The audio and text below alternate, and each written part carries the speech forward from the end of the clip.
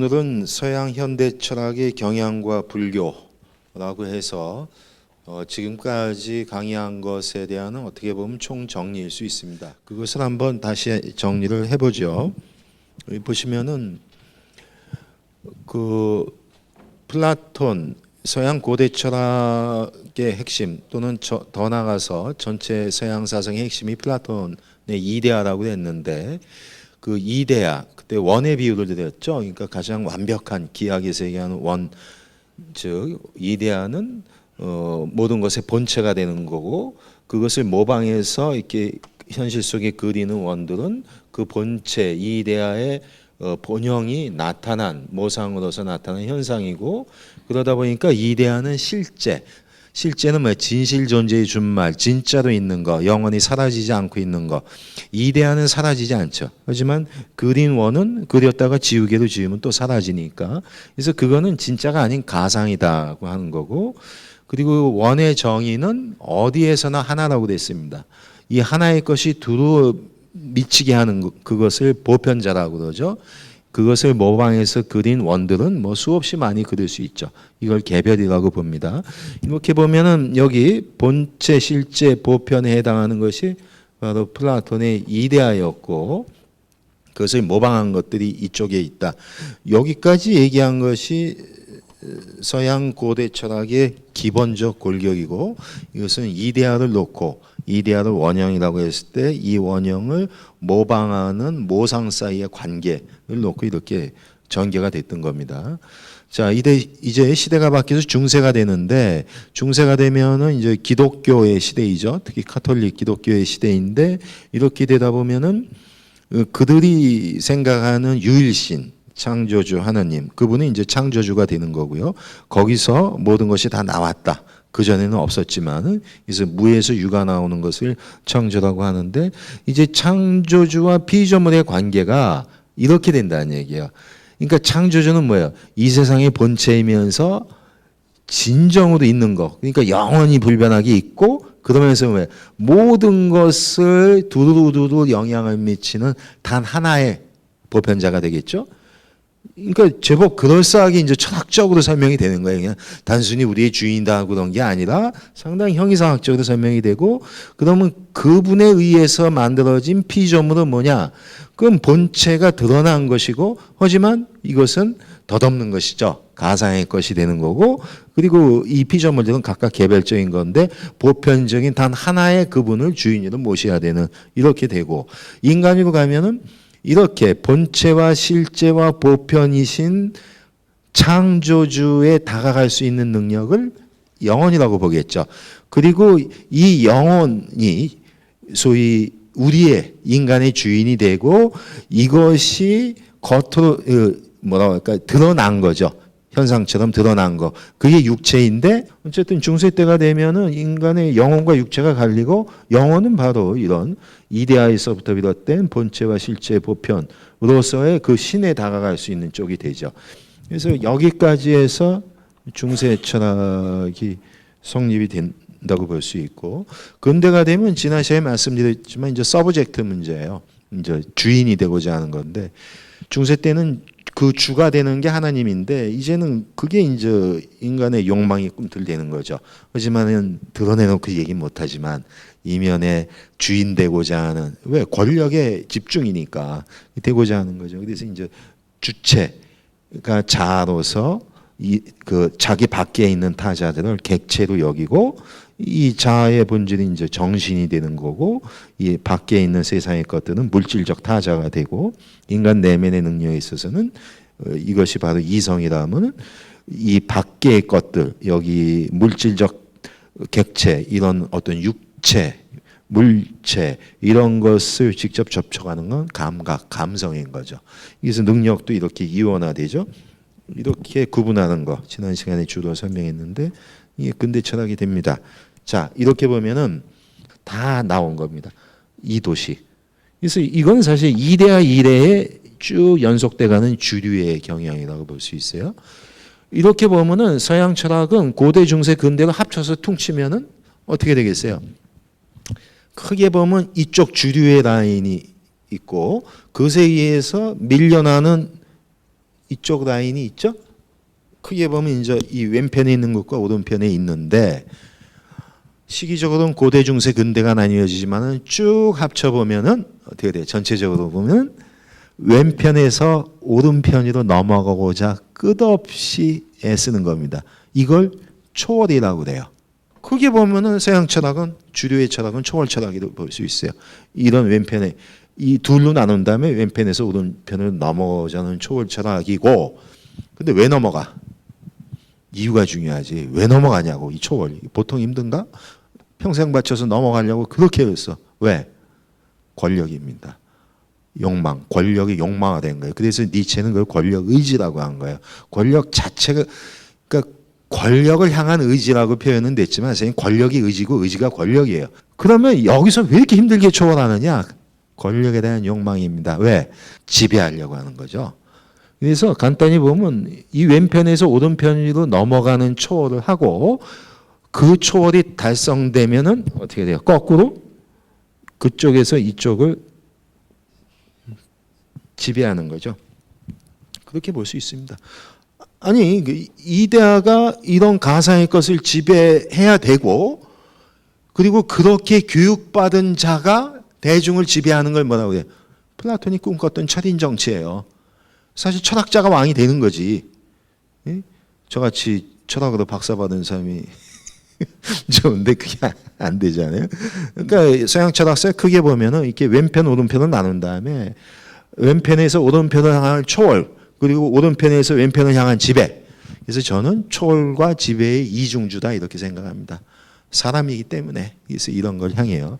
이게 이제 전통 철학의 정리였는데 이것에 대해서 불만이 많아요. 20세기에 들어가면은 서양의 이제 대단한 학자들께서 자기들이 봐도 문제가 있다. 그래서 각자의 방식으로 이것을 비판합니다. 크게 놓고 보면은 소위 전통 철학이 있다면은 그들이 주장하는 소위 현대 철학, 현대 이후에 소위 이번 강좌의 주제인 20세기 이후의 현대 철학은 이런 거예요. 전통 철학은 불변을 향해 갔단 말이에요. 불변. 그런데 현대 철학은 그게 아니다. 그런 불변은 인간이 만들어낸 추상적인 산물이지 우리가 경험하는 이 세상은 편찮은 게 어디 있어요. 다 생성소멸 변화해가죠. 단 네가 심정적으로 받아들이기 쉽지 않지. 왜 그럴까요? 이건 다 죽음의 문제입니다. 중생이나 모든 인간은 태어나서 살다가 죽죠. 생과 삽니다. 살다가 죽어요. 다. 삶은 좋지만 죽으면 싫거든. 그러니까 납득이 안 되는 거지. 죽고 싶지 않죠. 거기서 찾아내는 돌파구가 못 가요. 죽기 싫으면. 생성소멸을 부정해야 되는 거예요. 생성소멸이 부정돼야 소멸로서의 죽음을 거부할 수 있거나 어쨌든 넘어설 수 있을 테니까. 그러니까 결과적으로는 죽음을 극복하고자 하는 것. 이것을 서양 그리스 철학에서 에로스라고 합니다. 에로스라고 하는 게 죽음을 극복하고자 하는 본능적 충동 같은 건데 그런 게 있다 보니까 죽음을 극복해서 소위 불사를 성취하려면은 죽음은 생성소멸이고 변화이기 때문에 죽음을 거부하려면 결국은 변화를 거부할 수밖에 없습니다. 대가급에서 이 현대 철학을 주도하는 분들은 정리하는 거예요. 여태까지 전통 철학이 너무 불변 위주였는데 세상이 어떻게 불변이 어디 있어? 다 변화하는 거 그걸 인정하고 가야 된다는 거고 그 다음에 이 플라톤 이래에 왔던 이런 이 오른편에 있는 이런 거 특히 들레즈나 베르그송 같은 경우는 그건 다 동일성이라고 봤던 거죠. 동일성. 변치 않고 똑같은 거. 그러니까 불변과 마찬가지지. 똑같이 있는 거 동일성. 이런 것들의 대표. 이게 이렇게 놓고 보면 이게 이데아라면 이거는 신이고 이거는 자아죠. 대표가. 그런 것들이 바로 분변의 동일성을 찾아가는 건데 특히 지난 시간에 했던 들레즈 또 베르그송도 마찬가지인데 동일성이 아니라 차이가 중요하다는 거예요. 한번 이 세상을 봐라. 다 생성소멸 변화해 가고 변화한다는 건 뭐예요? 달라져 가잖아요. 다 차이가 난다는 얘기예요. 그래서 이런 것들을 개별 사물에 적용했을 때 다 실체로 보는 건데 그게 아니라 사건으로 보자고 했던 거죠. 그래서 이 현대 철학의 대가들이 각자 얘기한 것 중에 키워드가 겹치는 것들이 몇 개 있어요. 왜? 경향이 비슷하니까. 다 생성이라는 말 좋아합니다. 여기서 보면 생성이라는 말, 그리고 차이라는 말도 좋아해서 나오고, 사건이라고 하는 거 되게 좋아해요. 사건이라는 말 각자 조금 다르게 쓰지만은 실체라는 말을 거부하고 다 사건이라는 말 공이 등장을 하죠. 그리고 또 제가 이제 흐름이라고 하는 거, 이런 거, 그렇습니다. 그리고 크게 보면은 기계가 아니라 생명이다. 기계론으로 보지 말고 생명으로 보자고 하는 거죠. 이 생명, 이 베르그송에 우리가 철학을 했는데, 베르그송의 철학을 한마디로 하면 생명의 철학이다, 이렇게도 볼 수 있습니다. 그리고 그분이 그랬잖아요. 생명의 본질은 지속이라고 그랬었고, 지속이라고 하는 것은 계속 변화하지만 그럼에도 불구하고 계속 유지되는 거, 뭐 그런 거. 기계와 같은 것으로 세상을 볼 것이 아니라 살아있는 것으로 세상을 봐야 된다는 그런 관점이고, 이거는 제 얘기예요. 그 대가분들 얘기가 아니고 괜히 저 같은 사람이 대가들 얘기에 낑겨 들어가서 좀 송구스러운데, 근데 제가 보니까 이 대가들께서 했던 것들은 제가 보기에 레고 벽돌 쌓기 방식이 아니라, 저는 그걸 그물 사유라고 하는데, 레고 사유가 아니라 그물적 사유인데, 그물과 같은 네트워크가 원래 깔려 있다는 거예요. 어떻게 보면 인드라만 같은 거죠. 그런 식의 연기적 네트워크. 이거를 그러면 이렇게 가는 거, 이런 거, 변화와 차이와 사건과 생명, 그물, 이런 방식을 현대에서는 다 합치면은 관계론이라고 볼 수 있습니다. 관계론. 그리고 이런 관계론은 불교에서 보면 연기론이라고 볼 수 있죠. 자, 그래서 이제부터는 여기 지금 한 가지씩 했는데, 이 한 가지씩 한번 지금까지 했던 정리하는 식으로 진행을 하겠습니다. 첫 번째 경향은 불변에서 변화로 넘어간다는 거죠. 그 전통 철학은 이제 불변성, 그 불변의 이유는 설명했죠. 죽음의 극복의 방식, 에로스로서 죽기 싫으니까 소멸을 부정해야 되고, 그러니까 생성, 소멸, 변화를 부정하는 그런 거였고, 이런 어떤 동일성도 마찬가지죠. 불변의 동일성, 영원히 변치 않고 똑같이 있는 하나의 것, 그런 것이 고대에는 이데아였고, 중세 때는 신이었고, 근대가 되면 자아였다는 거예요. 근데 현대 철학은 이런 거를 부정하는 데서 시작이 됩니다. 이번 강의에서는 바로 현대로 와서 훗설부터 했는데, 현대 철학을 제대로 처음부터 강의하려면 니체부터 해야 됩니다. 니체부터 이어지는데, 니체가 유명한 신은 죽었다고 했죠. 근데 그때 이 신은 1차적으로는 기독교의 신인데, 거기에 담긴 것으로 보면은 그 기독교의 신이 상징하는 신중심주의, 또는 거기에 의존해서 붙어서 사는 인간중심주의, 이성중심주의, 이런 것이 다 죽었다고 하는 거예요.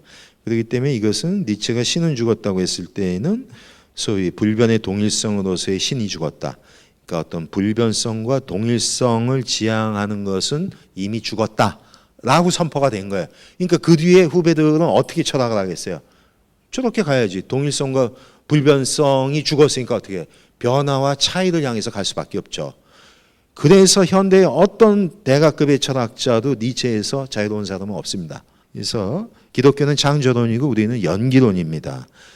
그러니까 창조론 하다 보니까 유일신 또는 유일신론을 주장할 수밖에 없죠.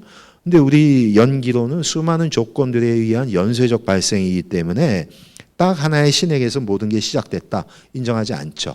그래서 이런 유일신 창조주를 부정한다는 점에서는 무신론입니다.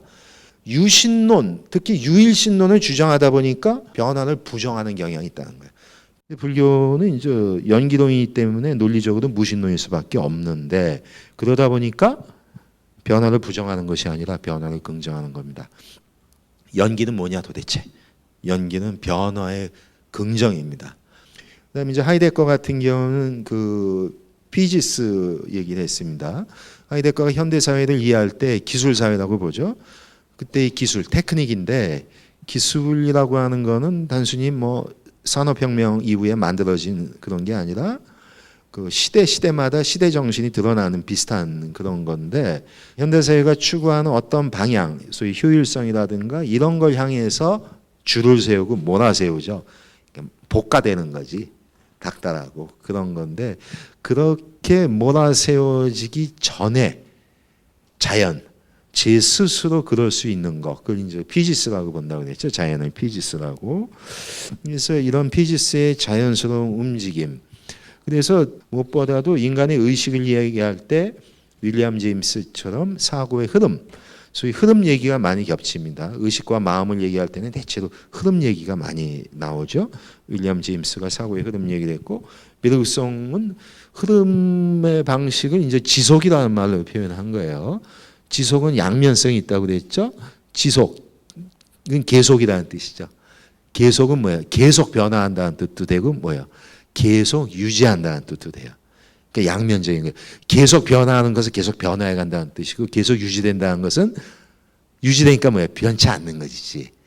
그러니까 변화와 불변이 묘하게 섞여 있는 걸 얘기해요. 불교에서 이건 중도라고 얘기를 하는데 베르그송도 중도식으로 결합을 한 겁니다. 지속이라는 말로. 우리는 중도라고 해서 결합을 하고 이 사람은 지속이라는 말을 통해서 결합을 한 거예요. 근데 이런 것들은 바로 흐름과 변화를 보여주는 겁니다. 그리고 들레주는 뭐 베르그송을 잘 이어받은 분이기 때문에 차이화하는 반복, 차이나는 반복들을 얘기하죠. 그래서 역동적 변화, 이것을 긍정해야 된다는 그런 것이고요. 그래서 그런 것들을 우리가 그 설명이 됐었습니다. 그 다음에는 이제 전통 철학에서 현대 철학으로 넘어가는 것이 동일성에서 차이로, 동일성의 철학에서 차이의 철학으로 넘어간다. 동일성 똑같은 거죠. 불변이죠. 영원 불변하게 똑같이 남아 있는 거. 이게 동일성인데 그 대표가 고대에는 이데아였고 중세 때는 신이었고 근대 때에는 자아였다는 거예요. 근데 이런 동일성, 영원히 변치 않고 똑같이 동일하게 남아 있는 것들, 그러니까 당연히 이제 불변을 지향하는 것이고 더불어서 관계를 배제하는 겁니다. 반대로 현대 철학은 동일성이 아니라 차이로 간다는 얘기죠. 차이, 즉 계속해서 변화하니까 끊임없이 달라져 가는 거죠. 다 차이 나는 거. 그래서 변화이고 이렇게 변화한다는 얘기는 계속 다른 것과 관련을 맺는다는 겁니다. 그래서 관계의 수용일 수 있다는 그런 겁니다. 근데 이것을 좀 정치적으로 해석하면은 너무 동일성을 추구하다 보면은 관계를 배제하기 때문에 배타성, 폐쇄성, 획일성으로 갈 가능성이 농후합니다. 그러니까 유일신교가 중세 때에 나올 수 있다. 그리고 천년을 지배할 수 있다라고 한 것이 우연이 아닐 수도 있다는 얘기입니다. 근데 이제 차이를 강조하다 보면은 변화와 생성을 인정하는 거죠. 그러다 보니까 관계를 수용하고 그 좋게 보면은 어떤 개방성 속에서 이타성을 갈 수도 있고 특히 다양성을 존중하겠죠. 차이들. 여러분 이게 이제 프랑스 들레즈나 푸꼬나 요 계열들 분들이 얘기하는 걸 보면은 뭐 프랑스 그렇지만은 그 소수자들 소위 그 성적 소수자라든가 이런 것들에 대해서 아주 강하게 옹호를 해요. 이분들이 그런 사회 활동도 하고 뭐 성적 취향으로 보면 뭐 동성애를 그렇게 볼 필요 있냐 하는 건데 어쨌든 아까의 경향이 욕망을 긍정하는 쪽으로 가면서 다수와 소수. 그러니까 이게 다수에 의해 다수라는 이유 때문에 소수를 억압할 수는 없다 하는 그런 것이고 이런 소수가 뭐예요? 차이 나는 것들이죠. 다수는 하나의 것이죠. 다수는 동일성을 상징한다고. 근데 이 소수들은 뭐야? 다 다른 소수들이지. 그러니까 차이 나는 것들이죠. 그러니까 차이의 철학을 간다면은 동일자로서의 다수보다는 개별적 소수자들의 것들을 지향할 수밖에 없습니다. 그러니까 뭐 수많은 인권이라든가 뭐 동성애 문제도 그렇고 그런 쪽은 이제 긍정하는 쪽으로 가죠. 소위 다양성을 존중하는 거. 그래서 이제는 차이의 사회로 간다는 얘기는 소위 이제 관계의 그물망 같은 걸로 보자는 얘기인데, 그러니까 동일성의 사회로 하다 보면 이제 획일적으로 흐르게 되면요. 관계가 배제되기 때문에 어떤 것의 고유성을 잘 설명 못해요. 그러니까 제가 좀 재밌는 예를 들면은 소위 관계론을 보는 게 뭐냐 하는 건데 관계론의 반대가 실체론이거든요. 실체론으로 본다는 얘기는 여기 어떤 게 있어요? 이게 뭐 점이어도 좋고 한 사물이 있습니다. 이게 있는데 전통적인 실체론은 어떻게 보는 거예요? 실체론은 제1실체와 개체, 제2실체 본질이 있다고 그랬죠. 그러니까 이거를 실체로 본다는 거예요. 실체로 본다는 얘기는 개체로 보는 거예요. 띄워줘 하나도 있죠. 독립해서 얘 혼자 있잖아. 혼자 있는데 모든 사람마다 여러 성질이 있죠. 그 중에서도 가장 근본적 성질이 본질이라고 했어. 대표적인 게. 예를 들면은 뭐 여기는 파란색이고 원통형이고 매끌매끌하고 500원짜리고 뭐 판서형인데 여러 성질이 있는데 가장 근본 성질 본질은 뭐냐? 뗄 수 없는 거. 파란색. 딴 것도 파라니까 떼일 수 있지.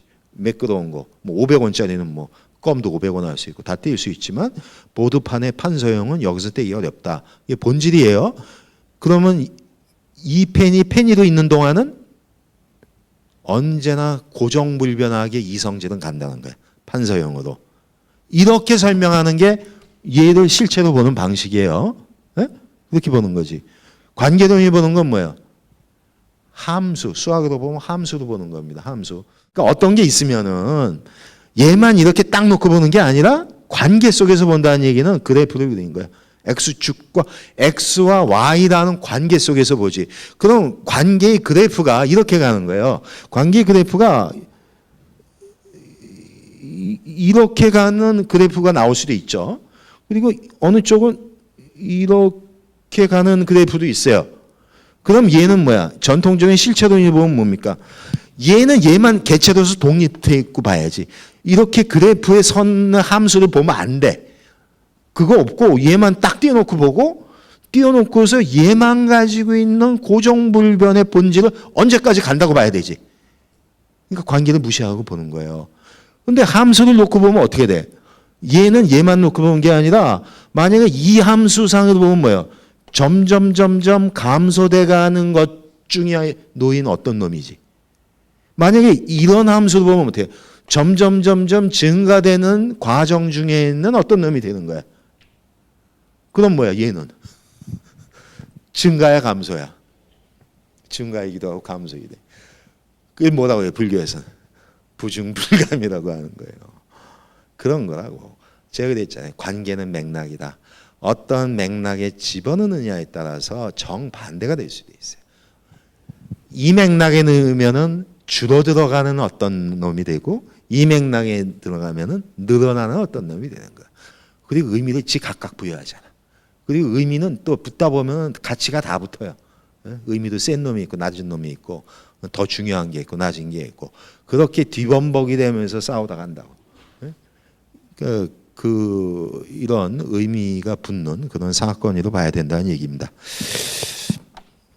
자, 방금 전에 설명했듯이 실체의 철학에서 사건의 철학으로 간다.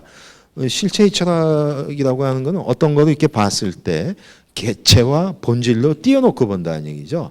그러니까 관계성을 다 지워버리는 거예요. 그러다 보니까 이렇죠. 이런 실체의 철학에서 보면은 관계는 뭐야? 부차적인 거지. 여러분이 상식적으로 했을 때 관계는 A와 B의 관계이죠. 그러면 누가 봐도 여러분이 A가 있고 B가 있고 다음에 둘 사이에 관계가 있다는 식이잖아요. 그게 실체의 철학이에요. 그러니까 개체로서 다 독립돼 있는 A, B, C, D가 있고 나중에 얘네들 사이의 관계는 뒤에 있다는 방식이죠. 윌리엄 제임스 설명할 때 처음에 얘기했잖아요. 근데 제임스가 뭐라고 했어요? 반대라고 얘기를 했지. 관계가 먼저 있다는 얘기예요. 이 세상은 관계의 그물망 같은 게 있고 근데 제임스의 특징은 그 관계를 있다기보다는 관계를 먼저 경험한다는 얘기예요. 여러분이 알든 모르든 이미 원초적으로 관계를 경험하고 있다는 얘기예요. 그게 제임스 얘기였죠. 관계가 먼저라는 얘기야. 실체는 추상적으로 그렇게 보고 싶어서 본 것이지 실체는 관계입니다. 자, 그래서 그 사건 얘기가 나왔으니까 또 하나를 설명할게요. 그 사실의 의미가 추가되는 게 들레즈가 사건이라고 했는데 한번 이걸 보세요. 야구 얘기를 할게요. 예를 들어서 코리안 시리즈를 가면 7차전까지 가잖아요. 근데 뭐 두 팀이 붙었는데 결과적으로는 3대3이 된 거야. 그래서 7차전까지 갔어. 근데 9회 말까지 어떻게 보면은 A팀이 뭐라고 할까? 지고 있는 거죠. 그 3점 차로 지고 있어. 9회 말. 근데 이제 9회 말에 대해서 자기네 공격이 마지막 왔는데 1, 2, 3루 다 채우고 있어요. 홈런 한번 치면 말로 홈런이니까 4대 3으로 역전이 돼서 승리하잖아요.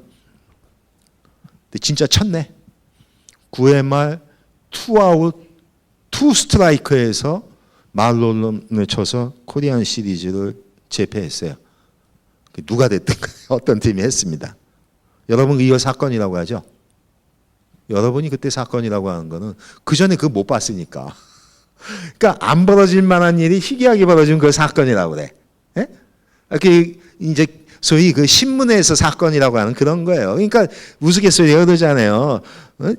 개가 사람을 물면 사건이 아니지. 근데 사람이 개를 물으면 사건인 거야. 왜? 좀 희귀하게 벌어지니까 여러분이 생각하는 게 그 사건인데 들레즈가 얘기하는 사건 그리고 제가 현대철학에서 주장했던 사건은 그게 아니고 사실에다가 의미가 추가되는 건데 그럼 나눠볼게요. 지금 코리안 시리즈 7차전 9회 말 투아웃에서 뒤집어지는 역전 홈런을 친 거 그 사건이라고 봅시다. 그러면은 사건은 아까 사실과 그 사실에 의미가 추가된 거예요. 근데 제가 지금 설명하고 싶은 건 관계가 너무 복잡하다는 얘기야. 그러면 일단 사실 차원에서 봅시다. 팩트 차원에서 보면은 일단 4번 타자가 나왔어요. 4번 타자 이하무게가 나왔고 그 얘가 방망이를 휘둘려야 공이 넘어가죠. 야구 배터가 있어야 돼. 4번 타자도 서 있고 야구 배터가 있고 투수가 던진 공이 있지. 이런 것들을 잘 맞받아 친 거야. 일단 세 가지만 봅시다. 이 사람이 있죠. 4번 타자 이하무게가 있어요. 그럼 얘는 어떤 인간인가? 얘는 일단 몸과 마음으로 보면은 몸에서 보면 60쪽에서 100쪽의 체세포가 이거를 지금 치겠다고 용 쓰고 있는 이 순간에도 분열되고 있어. 근데 마음은 더 심란해. 마음은 흘러가잖아요. 마음은 흘러가는데 불교식으로 찰나찰나 생멸해. 그러니까 이런 거지. 칠까 말까 하는 것부터 얼마나 찰나찰나에 정말 그 마음이 생멸하면서 지금 가요.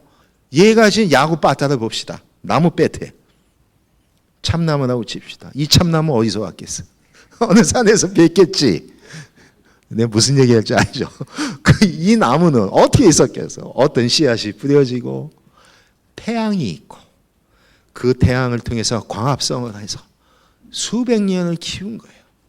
그걸 누군가 베다가 제재소에서 이제 야구 배트를 만든 건데 야구 방망이 하나 속에는 뭐가 있어요? 태양이 들어있다. 그리고 지구의 역사가 들어있죠. 식물이 출현하지 않으면 무슨 나무가 나왔겠어요? 그렇죠? 그러니까 이 관계의 네트워크라고 하는 건 한도 없죠. 그 홈런 한 방 속에 열광하는 이 사건 속에 들어간 관계망은 죽을 때까지 세도 셀 수 없게 많이 있을 수 있습니다. 그게 세상이라고 하는 거야. 세상은 그렇게 인드라망과 같은 네트워크도 이미 펼쳐져 있어요. 그 사이사이 중에 우리가 야구라고 하는 특정한 네트워크화 할 수 있습니다. 그렇게 되면 거기서 그 사실이 의미가 받아서 어떤 사건이 드러나는 거예요. 우리는 각각의 네트워크를 요만큼씩 네트워크하면서 가지.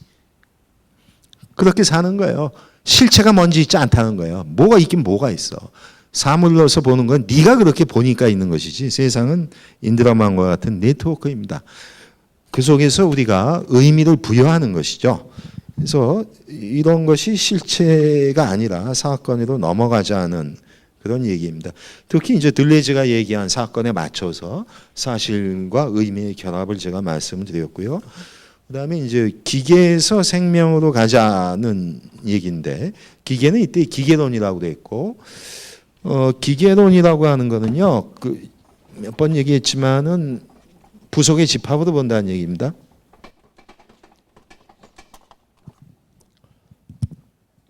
기계는 부품의 집합이죠. 기계는 부품의 집합입니다. 이 근대의 자연관인데 세상을 기계로 본다, 자연을 기계로 본다. 이렇게 되면은 어떻게 돼요? 기계는 부품의 집합이니까 물체는 원자의 집합이 될 것이고 그리고 생명의 단위를 이제 세포라고 보면은 세포는 분자의 집합이 되고 그런 세포가 모인 인간의 경우에는 사회가 형성이 되죠. 그럼 사회는 개인의 집합 이렇게 됩니다. 이게 근대에서 사물을 보는 관점, 기계론인데 물체는 원자의 집합이라는 토대 속에서 이루어지면 근대 물리학이 나오는 거고 세포는 분자의 집합이라고 해서 나오면은 근대의 생물학, 오늘날 생물학의 주류이기도 한데 그렇게 되고 사회는 개인의 집합이라고 하면 이 사회학의 어떤 기본이 되는 겁니다. 그래서 소위 현대 사회의 가장 중추적인 기본적인 학문들이 형성된 건 맞는데 근데 이렇게 볼 때의 문제가 어디 있냐면은 어떤 걸 기계로 봐서 부품의 집합이라고 보는 거는 철학적으로 조금 분석하면 뭐냐면은 전체는 부분의 집합과 같다는 얘기예요. 당연하게 보이죠? 지금 이 공간 전체의 인원은 뭐예요? 한 사람, 두 사람, 한 스님, 두 스님 다 합치면은 이 전체가 되죠. 어떤 것이 10만한 전체가 있다면 하나, 둘, 셋, 넷 다 열을 합치면은 전체가 되겠지. 그 상식적으로는 맞는 얘기 같지 않아요? 그래서 전체는 부분의 집합과 같다.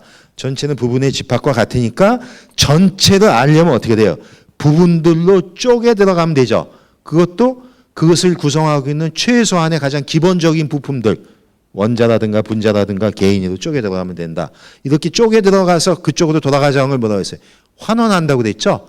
그래서 기계론은 환원주의하고 같은 거라고 했어요. 기계론, 즉 사물을 기계로 본다는 얘기는 그것을 구성하고 있는 최소의 부품들로 돌아가서 보는 거다. 그래서 환원주의라고 했습니다. 그래서 이런 기계론적 환원주의인데 그 대전제는 전체는 부분의 합과 똑같다는 얘기입니다. 자, 그런데 여기서 이제 현대에 의료 과학이 발전하면서 이상한 일이 벌어지는 거예요. 봐요. 요 얘기부터 하죠. 세포는 분자의 합이다. 근데 이 분자는 단백질 분자거든요. 저 이름 보세요. 그러면은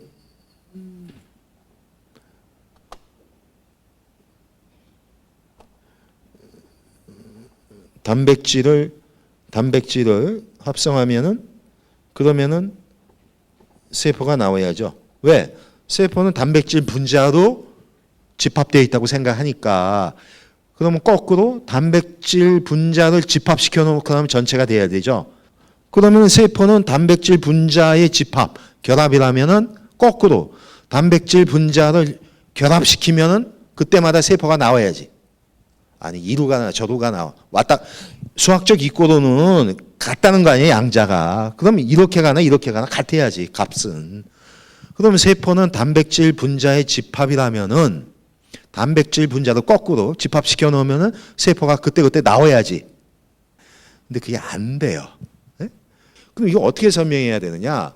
자, 다시 돌아갑시다. 기계론으로 가면은 기계는 부품의 집합이듯이 전체는 부분의 집합과 같으면 어떻게 돼요? 단백질을 합성만 하면 세포가 나와야지. 부분의 합이 전체하고 똑같으니까. 안 나오거든. 게다가 지구가 출현한 지 10억 년이나 지나서 세포가 나왔네. 10억 년 동안 뭐 했냐? 10억 년 동안 이루어진 게 있습니다. 그게 뭐냐면 합성의 반복이에요. 들려지시기로 하면 차이 나는 반복의 연속입니다. 어떻게? 우리가 특정한 실험실에서 몇 개 단백질 가지고 뚝딱 떼봐야 세포가 나오지는 않지만 제가 지금 창발이라는 개념을 설명하는 겁니다. 지금 지구라고 하는 그 드넓은 공간이죠. 이런 단백질들의 합성의 기회를 가질 수 있는 공간은 지구 전체적 규모. 뭐 육지는 빼더라도 바다만 해도 엄청난 넓어요, 공간적으로. 그리고 그 공간 내에서 시간적으로 몇 시간 동안 할까? 지금 거의 10억 년 단위 아니에요. 이 넓은 공간에 이 긴 시간 동안 반복이 돼. 그러다 보면은 단 한 번이라도 형성이 되는 순간 세포, 생명의 역사는 시작이 됩니다. 요거를 일종의 단백질의 이런 것들의 반복을 통해서 생명세포의 등장을 설명하는 개념이 창발이라고 하는 겁니다. 창발이라는 얘기는 영어 이머전스예요. 이머전스. 이때 이 창은 새로운 게 나온다고 보시면 돼. 새로운 게 뭐야? 발생한다. 이렇게 보시면 돼요. 자, 이런 게 뭐냐면은 정의라면 하위 단계에서는 예측할 수 없었던 것이 상위 단계에서 돌발적, 우발적, 다시 얘기하면 예측하지 못했는데 출현하는 거. 그거를 창발이라고 합니다. 그러니까 이때의 창자는 새로운 것의 출현이라는 뜻도 되고 우발적이라는 뜻도 되지만 뭐예요? 예측하지 못했다는 얘기야. 들려지시기로 하면 차이나는 끝없는 반복. 불교식으로는 뭐야? 인연화학. 자, 여기서 그러면 그게 왜 창발할까냐는 얘기야. 관계지. 들려진 그래서 차이나는 무한 반복이 된 거예요. 반복 가능하죠. 이제 몇 억 년에 걸쳐서 그 넓은 바다에서 벌어지는 일인 거죠. 그리고 우리도 보면 이 관계의 연쇄, 연기의 반복이라고 볼 수 있습니다. 자, 그런 거예요. 그 다음에 보세요. 이 세포 중에 신경세포의 전기화학 반응이죠. 전기화학. 물리적 반응이에요. 물리적 반응. 그렇죠? 그렇게 하다 보니까 뭐가 나와? 뇌에서 이루어지는 어떤 고도의 사유작용 같은 것이 일어난다는 거예요.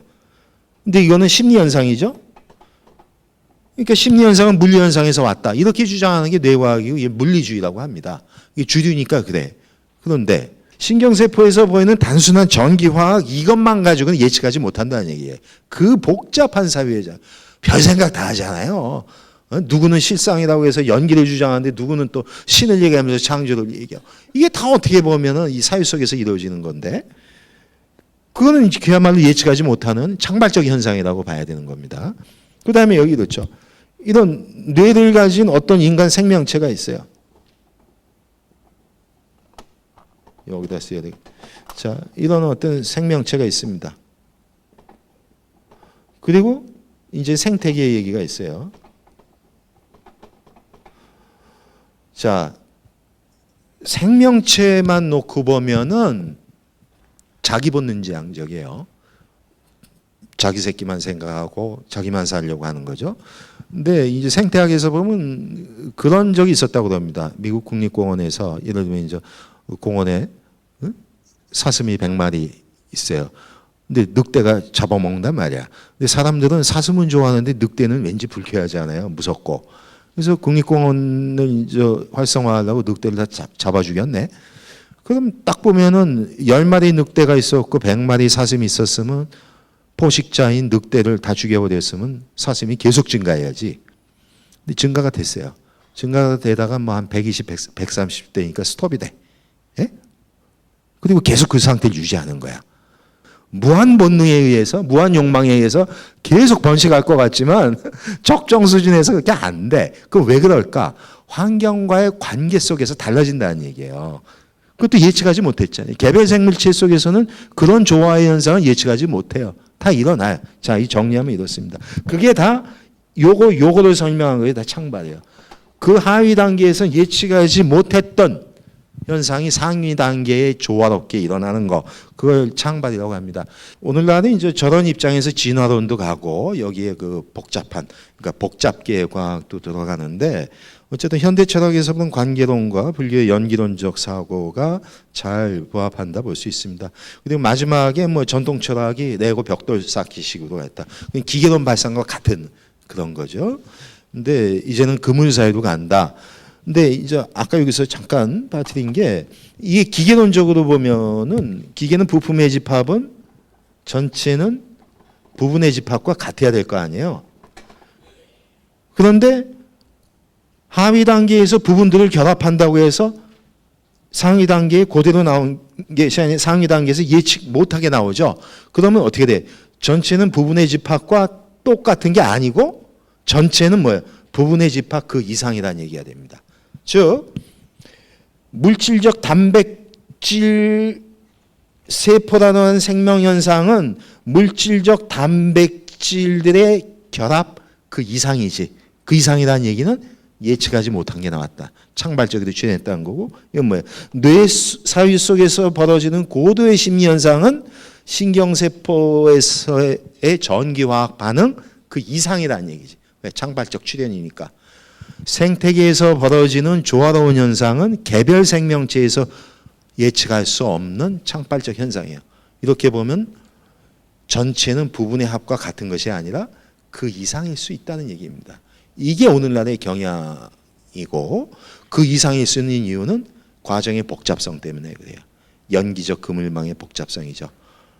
차이의 무한반복 같은 그런 겁니다. 자, 그래서 이런 것들이 바로 이제 그물, 네트워크의 사유일 수 있다는 그런 겁니다.